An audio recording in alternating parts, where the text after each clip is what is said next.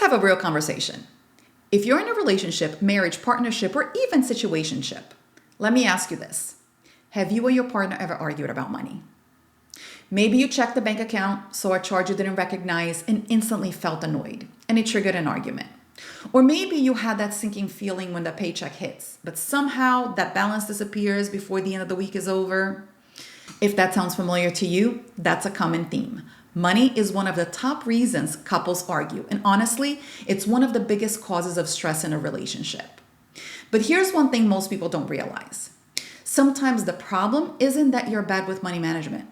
The problem is because you are independent and all your money is tied up in one account. And that's what we're going to talk about today. Why separate bank accounts might actually save your relationship, reduce stress, and help you get back on the same financial team. So let's be real for a second. Living paycheck to paycheck is already stressful enough. You're trying to stretch every dollar, pay every bill, and maybe even save a little. But when everything goes into one shared pot, it's like you're stepping on each other's toes all the time. So here's an example. You're planning to cook dinner tonight as you always do, but your significant other wants to grab fast food on their way home so he can surprise you or even impress you. Your partner spends $25. No big deal, right? But then you decide to check the bank account. And suddenly that $25 throws off your grocery budget for the week. You feel frustrated and even feels defensive. Now, instead of being grateful or happy that your significant other is trying to make it easy for you, you're in a fight over French fries instead of enjoying dinner together. That's the trap of having only one account.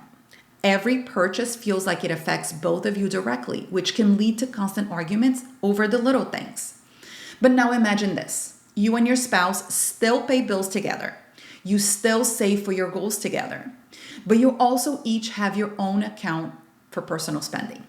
Suddenly, that $25 fast food stop, it comes out of their money, not the joint account. So there's no guilt, no fight, just a peace and a happy meal. Separate accounts are not about hiding money. They're about giving each other freedom and independence while still being committed to the bigger goals as a couple. But here's another benefit of having separate bank accounts, and that is your independence. A relationship is a partnership, but you're still an individual. Having your own account gives you space to make choices without having to explain every single purchase. And let's be honest, sometimes life throws financial surprises at us. Not every relationship stays picture perfect forever. Maybe your spouse has a bad financial habit that you didn't know about. Maybe they rack up debt without telling you. If all your money is in one place, you're completely exposed. But with some separation of bank accounts, you can protect yourself. It's not about planning for divorce. It's about being realistic. Now, here's where it gets interesting. A lot of people think that combining money makes budgeting easier. But honestly, it actually makes it harder. When every dollar is mixed together, it's tough to track who spends what or even what's left for bills. By separating accounts, you can set things up clearly. For example, if you set one joint account just for bills, you each contribute a set amount of money every month. Then you keep your personal account for your own spending.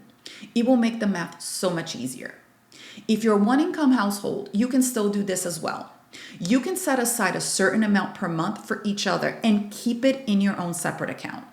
This is where budgeting tools can also help. Personally, I use the step-by-step budgeting spreadsheet that I designed when I was paying off $91,000 in debt. The spreadsheet let me set up categories for joint expenses and personal ones too, so I could see exactly where the money is going without having to point fingers or keep track of what my spouse was spending on. And honestly, it took a lot of stress out of our shoulders and our relationship, and we were able to have a more productive conversation about money and make better financial plans. Another benefit of keeping some separation is motivation. When you can clearly see what you're contributing towards shared goals, whether that's paying debt or vacation fund or savings, it feels empowering. Instead of arguing over who spent more, you're both focused now on how much you're adding to the bigger picture.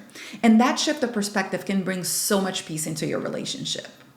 Now, let's talk about something that affects a lot of couples, and that is unequal incomes. Maybe one of you makes more than the other. When you put everything into one account, it can create tension. The person making less money can feel guilty, while the other person, while making more, can feel resentful. Separate accounts take away some of the pressure. Each person contributes what's fair for them to the joint expenses, but the rest stays personal. It keeps things balanced and reduces that unspoken tension that can build up over time. But here's the funny thing. Having separate accounts can actually make couples talk about money more openly.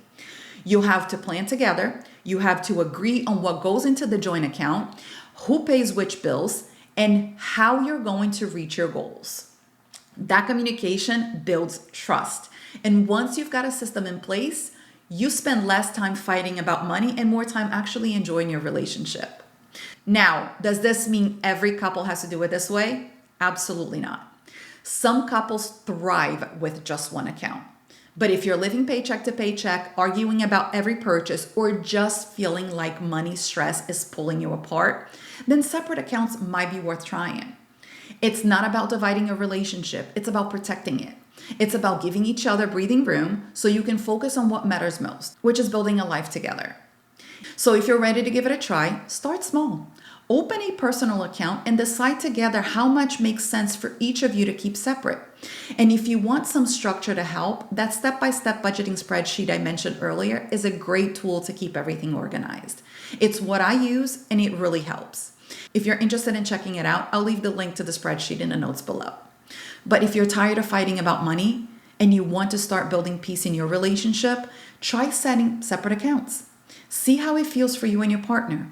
And if this video gave you some idea or encouragement, hit the subscribe button. Around here, I talk about real life money struggles, budgeting, debt, and building financial freedom, all in a judgment-free space. And remember, you don't have to be perfect with money. You just need a plan that actually works for your lifestyle and your household. And sometimes that plan starts with giving each other a little financial independence. Thank you for watching, and I will see you in the next video.